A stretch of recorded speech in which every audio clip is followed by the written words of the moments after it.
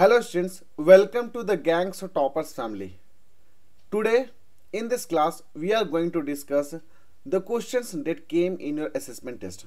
तो प्यारे बच्चों, आज हम लोग इस क्लास में असेसमेंट टेस्ट जो फिजिक्स क्लास 8 में जो क्वेश्चन आए थे, आज हम लोग इस क्लास में एज अ ब्रीफ डिस्कस करेंगे. ओके बच्चों, तो ऑलरेडी आपको पता है टॉपिक क्या है. टॉपिक हमारा है असेसमेंट टेस्ट, ठीक है, ऑफ क्लास 8 फिजिक्स. तो बच्चों जैसा कि आपको पता है, I am the founder of the gangs of toppers YouTube channel. Okay, now let's begin our discussion. तो बच्चों पहला क्वेश्चन आपसे पूछा गया था. देखिए क्वेश्चन आपसे क्या पूछ रहा है. क्वेश्चन सिंपल सा क्वेश्चन था कि एक ब्रास है, ठीक है, और उस ब्रास का जो डेंसिटी दिया गया था बच्चों, उसका आपका सिंपल सा density is going to represent with rho. Okay, तो डेंसिटी कितना दिया बच्चों, डेट इज 8.4 ग्राम पर सेंटीमीटर. क्या दिया बच्चों, डेट इज ग्राम पर सेंटीमीटर. ओके, तो यहाँ पे सिंपल सी बात हो रही है कि इसका मतलब से आप क्या समझते हैं. तो बच्चों आपको पता है कि डेंसिटी का फॉर्मूला क्या होता है. डेंसिटी का फॉर्मूला होता है that is rho is equal to होता है that is mass by volume. क्या होता है बच्चों, मास बाय वॉल्यूम. तो यहाँ पे सिंपल सी बात हो रही है कि हम लोग यहाँ से क्या समझ सकते हैं. तो बच्चों यहाँ पे आप क्या करिए, ये जो आपका डाटा दिया हुआ बच्चों, उसको आप सिंपल से ऐसा करके लिख लीजिए.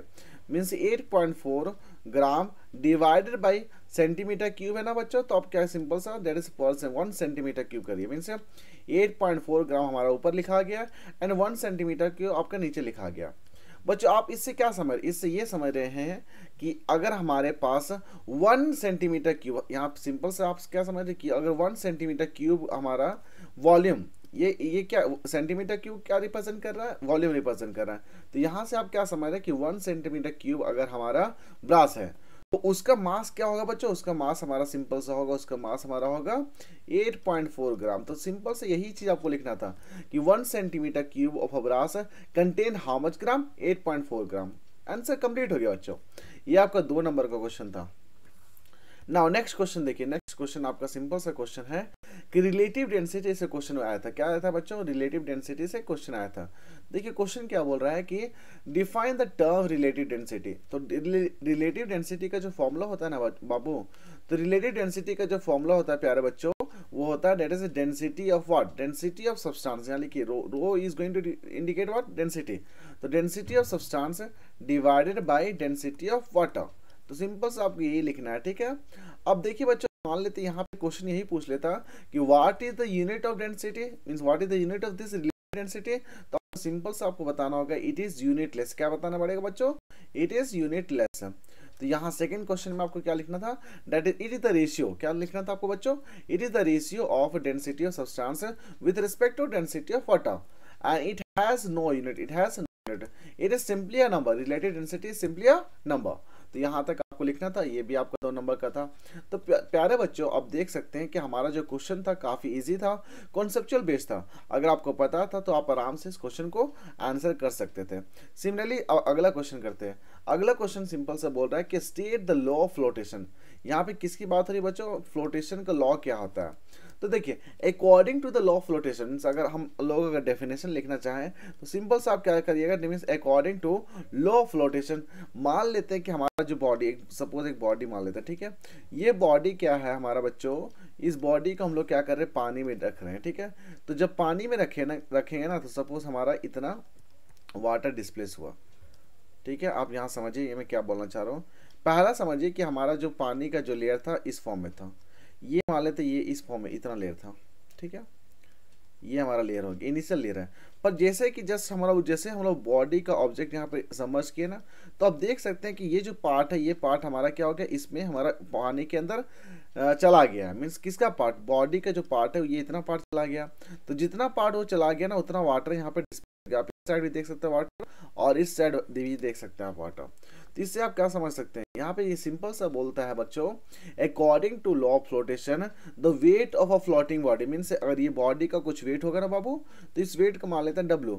तो ये बॉडी का जो वेट होगा that is equal to the weight of the liquid. यहाँ पे देखिए जितना वेट यहाँ पे लिक्विड है, ये वाला पोर्शन यहाँ पे देखिए किसके बारे में बात कर रहे हैं हम लोग. ये जो पोर्शन हमारा है बच्चों, ये जो पोर्शन हमारा, ये जो पोर्शन है, और ये जो पोर्शन, इस वेट जो पोर्शन मीन्स जो हमारा डिस्प्लेस हुआ है, ध्यान से सुनिएगा, जब हम लोग बॉडी को हम लोग क्या कर रहे हैं नीचे पानी के अंदर डाल रहे हैं तो उससे क्या होगा, उससे वाटर डिस्प्लेस होगा। और जो वाटर, ये जो वाटर डिस्प्लेस हुआ, इतना पोर्शन जो वाटर डिस्प्लेस हुआ है, इतना जो पोर्शन वाटर डिस्प्लेस हुआ उसका कुछ वेट होगा।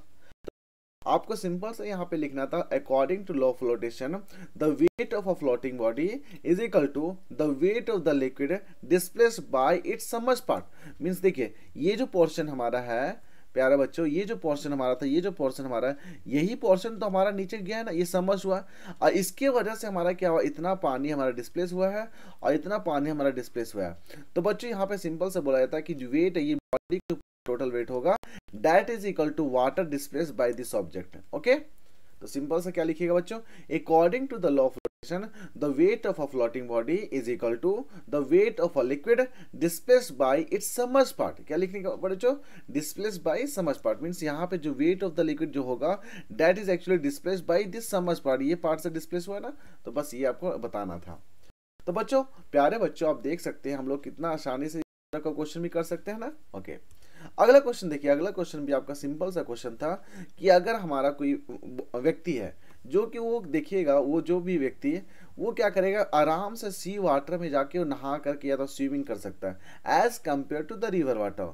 तो बच्चों आप यहाँ पे सिंपल सा देखिएगा, यहाँ पे ऐसा क्यों हुआ, तो आप सिंपल सा लिखिएगा कि यहाँ पे आप क्या बोल दीजिएगा कि डेंसिटी जो होता है हमारा किसका, डेंसिटी जो होता है हमारा किसका, मान लेते हैं सी वाटर। तो सी वाटर का जो डेंसिटी होता है बच्चों वो क्या होता है, is greater then density of river water. अब देखिए अगर डेंसिटी हमारा बच्चों, डेंसिटी हमारा क्या हो जाएगा, ज़्यादा होगा। डेंसिटी अगर ज़्यादा होगा तो बॉडी जो फ्लोट करेगा वो बढ़िया से तरीका करेगा। मीन्स यहाँ पे बात हो रही है, सपोज मान लेते हैं कि एक यहाँ पे आप ऐसा मान लीजिए, आप अगर समझने के लिए, ठीक है, ये आप मान लीजिए सी वाटर है, क्या मान लीजिए बच्चों, सी वाटर।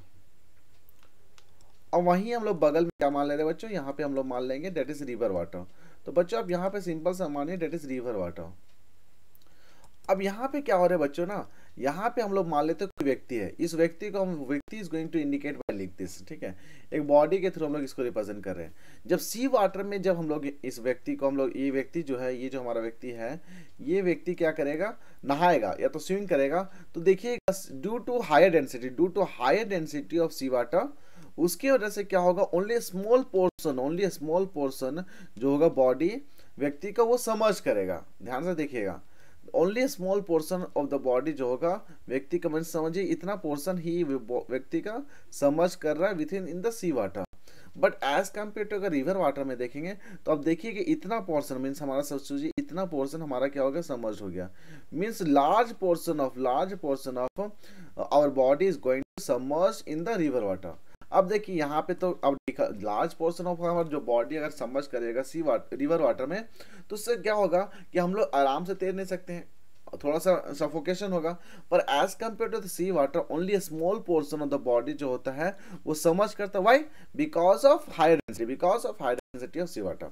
तो बच्चों आप यहाँ पे सिंपल सा बोलिएगा यहाँ पे कि the weight of the man, यहाँ पे जो बात हो रही है, पहले तो बताइएगा कि density of sea water is greater than the river water, पहला रीजन हो गया।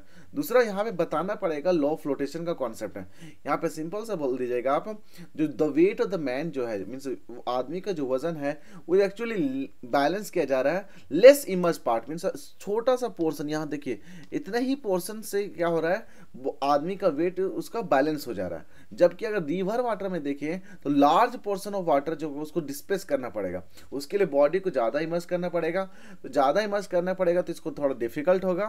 तो यही कारण हमारा कि जो सी वाटर में जो होता है आदमी वो आराम से तैर सकता है as compare to the river water. Okay बच्चों, नेक्स्ट क्वेश्चन करते हैं। नेक्स्ट क्वेश्चन आपका अगला क्वेश्चन दिया हुआ था कि मान लेते एक पेशेंट है, तो उसको डॉक्टर क्या करता है, डॉक्टर हमेशा बोलता है कि आप एक स्ट्रिप यूज करिए, स्ट्रिप मीन्स क्लॉथ का स्ट्रिप यूज करिए, ठीक है। ये क्लॉथ का स्ट्रिप मीन्स पट्टी देखते हैं ना बच्चों, रुमाल का जो पट्टी होता है वो सिंपल सा क्या करते हैं, वो यहाँ पे आराम से एक, जैसे मान लीजिए ये रुमाल है, तो रुमाल से हम लोग क्या करते हैं, इस रुमाल को हम लोग भिंगो करके और एक क्लॉथ का स्ट्रिप, वेट क्लॉथ मीन्स ये इसको भिंगा करके एक स्ट्रिप बना करके हम माथे के ऊपर रखते हैं ना। तो इससे क्या होगा, इससे रखने से फायदा क्या होगा, पहला रीजन क्या है कि जब ये जो पानी है, देखिए ये जो रुमाल है, इस रुमाल में क्या होगा, पानी होगा।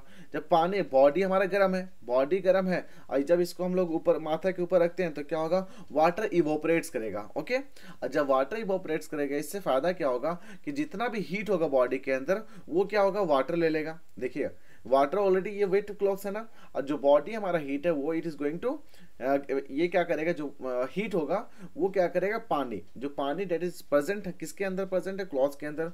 तो वाटर जो होगा, हीट क्या कर लेगा, बॉडी से ऑब्जर्व कर लेगा, और जैसे वो हीट ऑब्जर्व किया बॉडी से, और जैसे बॉडी से, तो हमारा बॉडी क्या होता है, बॉडी का टेम्परेचर डिक्रीज हो जाता है। तो यहाँ पे सिंपल से क्या लिखेगा बच्चों, the reason is that water of the strip evaporates. पहला क्या होगा, जो वाटर होगा जो स्ट्रिप में, मीन्स क्लॉथ का जो स्ट्रिप है, वो जब हम लोग लगाएंगे तो इवोपरेट करने लगेगा। इवोपरेट क्यों करेगा भाई, इवोपरेट करने के लिए क्या कंडीशन चाहिए ना जी।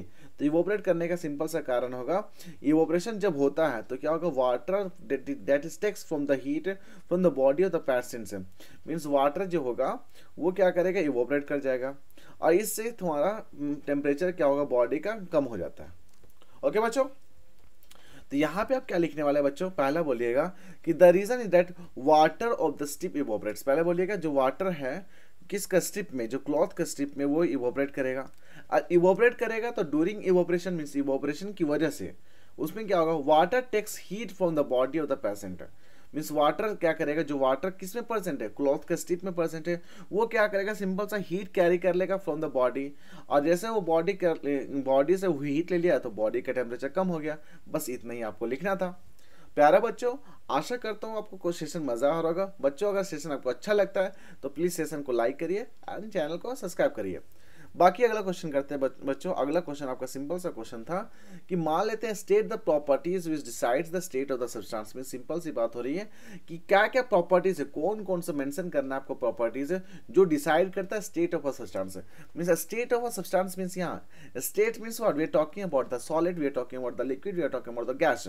तो ये जो स्टेट्स है सब्सटेंस का, वो कौन सा प्रॉपर्टीज है डिसाइड करता है। तो बच्चों आपको पता है पहला क्या होता है बच्चों, पहला आपका है इंटरमॉलिक्यूलर फोर्स। क्या होता है बच्चों, इंटरमॉलिक्यूलर फोर्स। तो यहाँ पे आपको बताना पड़ेगा ये इसकी वजह से, देखिए इंटरमॉलिक्यूलर फोर्स के बारे में अगर बात करेंगे बच्चों, ये जो इंटरमॉलिक्यूलर फोर्स है that is going to exist within इन द मॉलिक्यूल्स। ठीक है, अगर बहुत ज्यादा स्ट्रांग होगा तो सॉलिड होगा, लूजली पैक्ड होगा तो लिक्विड हो जाएगा, और बहुत दूर होगा means negligible amount of force होगा तो हमारा क्या होता है, गैसेस हो जाता है। तो हम लोग बोल सकते हैं ना कि this is the properties it is going to decide the state of the substance. ना नेक्स्ट हमारा क्या होता है, इंटरमॉलिक्यूलर स्पेस है। तो नेक्स्ट आप लिख सकते हैं ना इंटरमॉलिक्यूलर स्पेस है। एंड द लास्ट वन आपको सिंपल से बताना पड़ेगा the kinetic energy of the molecules due to their motion. Means देखिए हमारा मान लेते गैसेस के बारे में बात करेंगे तो वो क्या होता है, मूव करते रहता है ना। तो काइनेटिक जो मॉलिक्यूल्स है that is present in the gas, वो क्या करता है, मूव करने लगता है, मूव करते रहता है वो, और उसका जो मूवमेंट होता है वो किस फॉर्म में होता है, जिगजैग मोशन होता है। तो हम लोग सिंपल से आप यहाँ पे लिख सकते हैं ब्राउनियन मोशन भी लिख सकते हैं, या आप एक लाइन में लिख दिए that is the kinetic energy of the molecules due to its motion. ठीक है, तो देखिए पहला क्या बताइएगा बच्चों, इंटरमॉलिक्यूलर फोर्स बताइएगा, दूसरा आप इंटरमॉलिक्यूलर स्पेस बताइएगा, और तीसरा आप सिंपल सा लिख दीजिए kinetic energy of the molecules due to their motion, या सिंपल सा एक लाइन में लिख सकते हैं that is due to Brownian motion, due to Brownian motion. तो आपको आराम से 3 नंबर यहाँ पे मिल सकता है। बच्चों अगला क्वेश्चन यहाँ पे सिंपल सा दिया गया था कि मान लेते हैं given quantity, means given quantity का मतलब है कि मान लेते हैं कि 1 kg लिक्विड दिया गया है, आप उस 1 kg बोलिए तो 1 लीटर बोलिए, सबसे बेस्ट रहेगा लीटर के रेस्पेक्ट में बात करते हैं। तो मान लेते हैं कि 1 लीटर आपके पास लिक्विड दिया गया और उस लिक्विड को आपको हीट करना है, उस लिक्विड को आपको बच्चों क्या करना है, हीट करना है। तो सिंपल सा बताना है कि what is which of the following quantity will very, means बताना है कि ये जो आपका 3 क्वांटिटी दिया हुआ है, पहला हो गया मास हो गया, दूसरा वॉल्यूम हो गया, तीसरा डेंसिटी हो गया।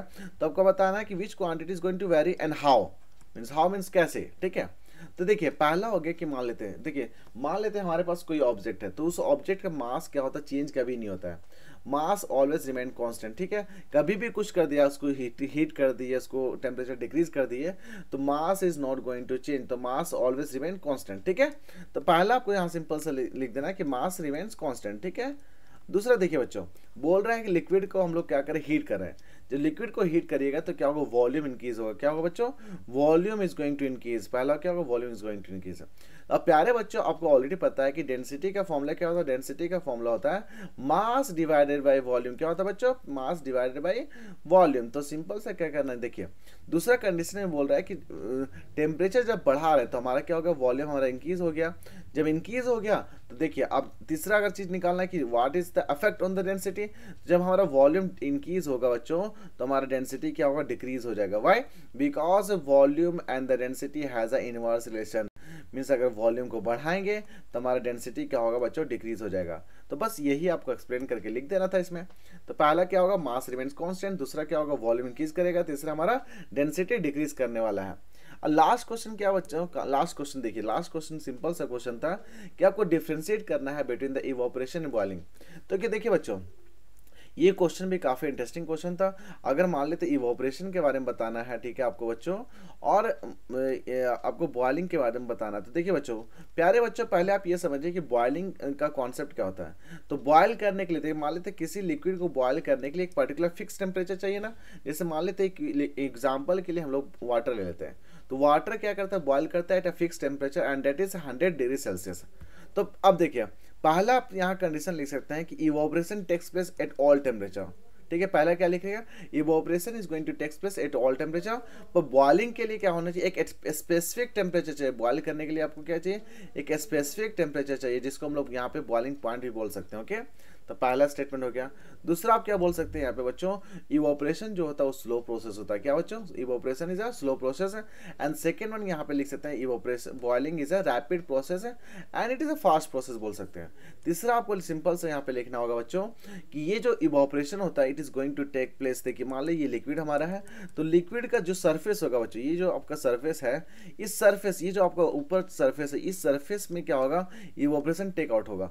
जबकि अगर हम बॉइलिंग के बारे में बात करें बच्चों, तो पूरा जो लिक्विड होगा, ये पूरा लिक्विड हमारा जो है, ये पूरा liquid is going to take part in boiling. Okay, तो यहाँ पे सिंपल से बोलिएगा, it takes place throughout of the liquid, means पूरा वॉल्यूम, मीन्स जो पूरा लिक्विड का जो पूरा पार्ट है वो पूरा it is going to take part. ठीक है, जबकि इवोपरेशन में क्या होगा, surface of the liquid is going to take part. ठीक है, थर्ड पॉइंट हो गया। एंड द लास्ट पॉइंट आपको सिंपल से क्या करना है बच्चों, इवोपरेशन जब होता है ना तो क्या होगा, इवोपरेशन की वजह से क्या होता है, कूलिंग इफेक्ट होता है। क्या बच्चों होता है, कूलिंग इफेक्ट। तो कूलिंग इफेक्ट होता है। ठीक है, तो सिंपल से आपको क्या करना है, यहाँ पे कूलिंग इफेक्ट होता है। जबकि जब बॉइलिंग होगा बच्चों, तो यहाँ पे क्या होता है, बॉइलिंग की वजह से यहाँ पे क्या होता है, टेम्परेचर रिमेन्स कांस्टेंट, मींस जितना टेम्परेचर पहले था वही टेम्परेचर रहेगा अभी। ठीक है, इवोपरेशन में क्या हो रहा है, टेम्परेचर हमारा फॉल कर जा रहा है, जबकि बॉइलिंग में हमारा ऐसा कुछ होता नहीं है। ठीक है, तो 4 आपको रीजन देना था, ये 4 नंबर का क्वेश्चन था। तो प्यारे बच्चों, आपको क्वेश्चन किस तरह आया था, क्वेश्चन कैसा था, प्लीज कमेंट सेक्शन में कमेंट करिएगा। प्यारे बच्चों, मैं यही बोलना चाहता हूँ बच्चों, आप कॉन्सेप्ट फिजिक्स में आपको क्या करना है, कॉन्सेप्ट को समझना है और उस कॉन्सेप्ट को यूज करके बस एक्सप्लेन कर देना है। ठीक है बच्चों, अब हम लोग आगे बढ़ते हैं। और प्यारे बच्चों, अगर सेशन आपको अच्छा लगता है बच्चों, तो प्लीज़ सेशन को लाइक करिए, चैनल को सब्सक्राइब करिए एंड अपने दोस्तों के साथ भी शेयर कर सकते हैं। Okay, and thank you very much for discussion. तो बच्चों, प्यारे बच्चों, फिलहाल इस सेशन में इतना ही है। Thank you and thank you very much for discussion.